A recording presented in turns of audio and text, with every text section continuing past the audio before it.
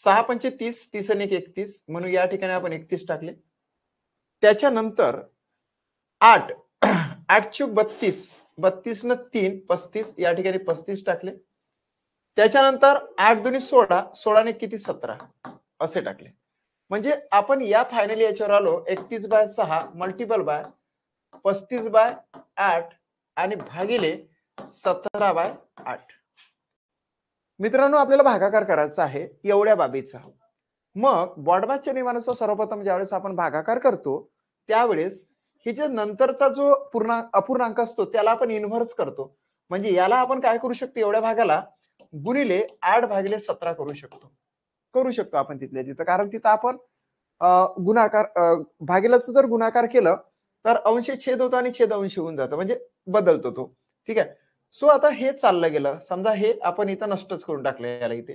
मग काय झालं, 31/6 गुणिले 35/8 गुणिले 8/17. आता हे 8 काय झाले, कॅन्सल झाले. 8 काय झाले, कॅन्सल झाले. आणखी काही कॅन्सल होऊ शकते का असं विचार करायचा. तर या ठिकाणी आपल्याला असं 6 पंचे 30 आणि 31 नंतर 8 चूक 32, 32 न 3 35. आता काही होऊ शकतं का, तर याला 6 ने भाग जाणार का, नाही जाणार. याला 6 ने भाग जाणार का, नाही जाणार. 17 दुनी 34 पाहिजे होते, तसे झाले का, नाही झाले. कारण की 8 चूक 32 न 3 35 झाले होते. म्हणून आपण या ठिकाणी असं थांबून जाणार आणि मग फायनली काय घेणार, 31 गुणिले 35 भागिले 6 गुणिले 17. आता भागच जात नाही, 17 सकम 2 दशे होते म्हणून 102 इथं घेतले. 35 एके 35 घेतले, हातचे 3 आले, 35 3 105 होतात. सो 108 या ठिकाणी येणार. काय येणार आहे, 108. ओके. 35 एक 35 हातचे 3 आले, 35 3 105 आणि 3 108. म्हणजे एवढे आन्सर येते. परंतु याला स्प्लिटिंग करावं लागेल आपल्याला, कारण की 10 आहे. म्हणून याला काय करेल आपण, असं डिवायडेड बाय 102 आपण घेतले. आता 102 या ठिकाणीच आहे. मग या ठिकाणी दिलेलं आहे. बघूया तरी पण शेवटपर्यंत त्याच्यावर भरोसा ठेवायचा नाही या ऑप्शनवर. आपण काय करणार, 102 102 म्हणजे 108 मधून 102 गेले, उरले किती रे, 6. 6 उरले म्हणजे 65 राहिले. याचा अर्थ असा की इकडे उरले 65, म्हणजेच 1.65/102 असं त्याला प्रॉपर आन्सर येते. ते प्रॉपर 1 म्हणजेच 10. इथं इथं इथं एक शून्याचा भाग जातो, म्हणजे इथं 10 येतं. 10.65/102 येते. म्हणून आन्सर येते या ठिकाणी 4th नंबरचं. आता काय म्हणते ते 17चा स्क्वेअर. आता 17चा स्क्वेअर म्हणजे आपल्याला काही स्क्वेअर माहित असले पाहिजे. म्हणून इथे एक तुम्हाला काम मी देतो, ते म्हणजे स्क्वेअर, SQUARE. हा, स्क्वेअर म्हणजेच काय, वर्ग पाठ करा. हा, कमीत कमी कितीपर्यंत, 30 पर्यंत. आणि जास्तीत जास्त तुम्ही किती करू शकता, 100 पर्यंत. हे वर्ग जर पाठ केले किंवा तुम्ही जिथं स्टडी करतात त्याच्या कोपऱ्यात जर तुम्ही वर्गाची लिस्ट केली तर ते आपल्या डोळ्यासमोर राहते, म्हणजे ते पाठ होऊन जाते. वर्ग करा याचा सुद्धा तुम्हाला वर्ग पाठच पाहिजे. ज्या विद्यार्थ्याला वर्ग पाठ असेल तर तो 17x17 करणार नाही, त्याचा वेळ वाचणार. त्या ठिकाणी तो डायरेक्ट काय करणार की 17चा स्क्वेअर म्हणजेच काय, तर 289 झालं.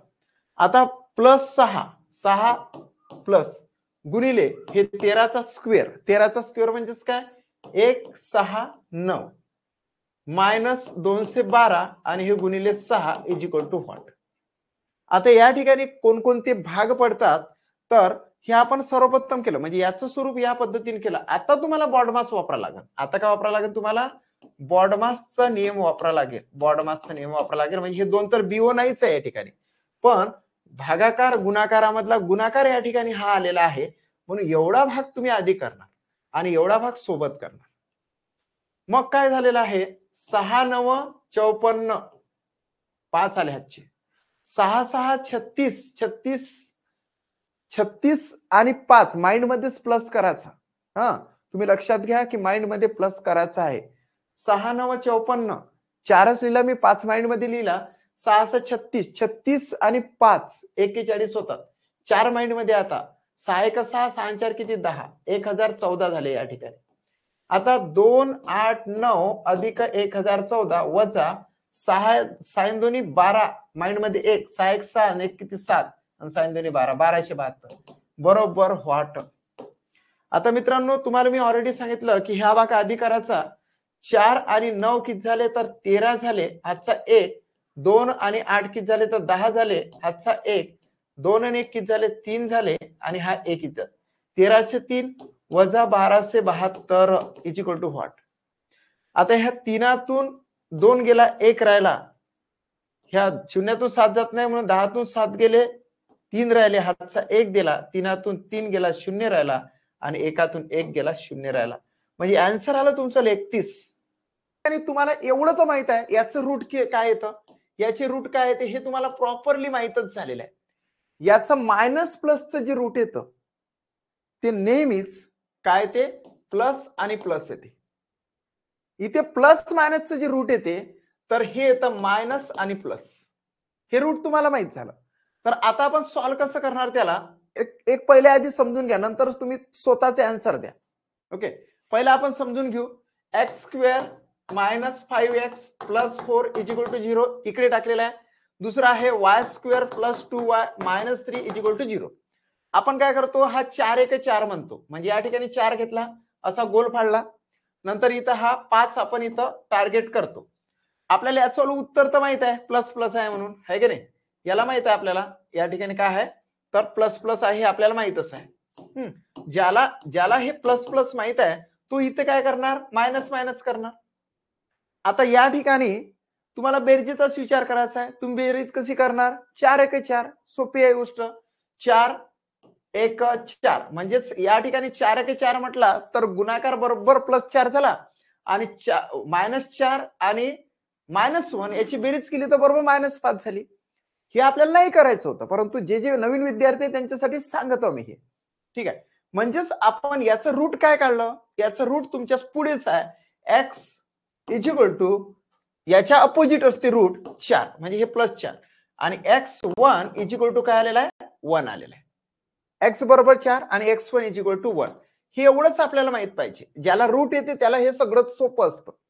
देन या ठिकाणी आपण जाऊ. या ठिकाणी बघा इथं काय येतं -3 गुणाकार -3 येतो आणि या ठिकाणी येतं 2. पण या ठिकाणी कशाचा विचार करायचा आहे वजा बाकीचा विचार करायचा आहे. मी तुम्हाला 2 गट करून दिलेले होते. एक म्हणजे प्लस प्लस आणि मायनस प्लसचा पहिला गट आणि दुसरा गट केलेला होता मायनस मायनस आणि प्लस मायनसचा दुसरा गट. या ठिकाणी दुसऱ्या गटातला हा आला म्हणून वजा बाकीचा विचार करायचा. वजा बाकीचा विचार करा तेव्हाच तुम्हाला येणार आहे 3 1 3 तरच 3तून 1 गेला 2 इथं म्हणून इथं वजा बाकीचा विचार केला आणि याचं उत्तर तुम्हाला माहितच आहे काय येतं उत्तर. रूट मध्ये उत्तर काय येतं मायनस प्लस म्हणजे याच्या अपोजिट इथं प्लस आहे आणि प्लसच्या इथं मायनस आहे असंच येतं ते. 3 1 3 बरोबर -3 येते गुणाकारामध्ये. 3 मधून 1 गेला बरोबर 2 राहिले मोठ्या संख्येचं चिन्ह दिलं म्हणजे बरोबर आला आपल्याला. म्हणजे याचं रूट आलं काय आलं याचं रूट तर y बरोबर याच्या अपोजिट -3 आणि हे काय येणार आहे y1 इज इक्वल टू हा येणार आहे +1. आता कंपॅरिझन करायचं आणि कंपॅरिझन मध्ये तुम्हाला फक्त कटाक्ष टाकायची बघा. ह्या दोघांमध्ये जर कंपॅरिझन केलं हे बघा मी बोट ठेवतो काहीच नाही करत बसायचं. एक्स आणि वायचं कंपॅरिझन करायचं. हा एक्स आणि वायचं कंपॅरिझन केल्यानंतर हाय प्लस हाय मायनस म्हणजे ग्रेटर दॅनच येणार आहे. इथं काय येणार आहे ग्रेटर दॅन. पहिला ग्रेटर दॅन सापडला. देन हा बोट सोडायचं नाही एकदा आणि दोनदा याला करायचं. दुसऱ्यांदा y1 चे कंपॅरिझन केलं तरी सुद्धा 4 हा 1 पेक्षा मोठा आहे म्हणजे पुन्हा तुम्हाला हे असं सापडला. एक्सचं काम संपलं. एक्सचं कंपॅरिझन वाय सोबत झालं, एक्सचं कंपॅरिझन y1 सोबत झालं. आता मग हा 1 घ्यायचा 1 आणि हा 3 बघायचा. 1 आणि 3 जर घेतला तर काय येते लेस दॅन येते. काय येतं लेस दॅन येते म्हणजेच या ठिकाणी असं चिन्ह येते आणि x1 आणि y1 जर केलं तर 1 आणि 1 म्हणजेच काला बरोबर आला. हे 4 चिन्ह एकामेकात बसतात का तर हे याची गडबड होते यांची टक्कर होते. हा म्हणून x is equal to y हे फिक्सच आहे. x is equal to y fix आहे. ऑर नॉट डिफाइंड असं म्हणायचं आहे. म्हणजे आन्सर आलं तुमचं थर्ड. आन्सर काय आलं तुमचं थर्ड आलं. आता हर वेळेस जर समजा या चिन्हाच्या जागेवर ग्रेटर दॅनच आलं असतं तर उत्तर काय आलं असतं, असं आलं असतं उत्तर, आहे की नाही. जर ह्या दोघांच्या ठिकाणी स्मॉलर स्मॉलर दॅन आलं असतं तर उत्तर आलं असतं असं. एकदम सिंपल गोष्ट आहे. ज्या विद्यार्थ्याला मुळे काढता येतात त्यांना हे पॉसिबल आहे.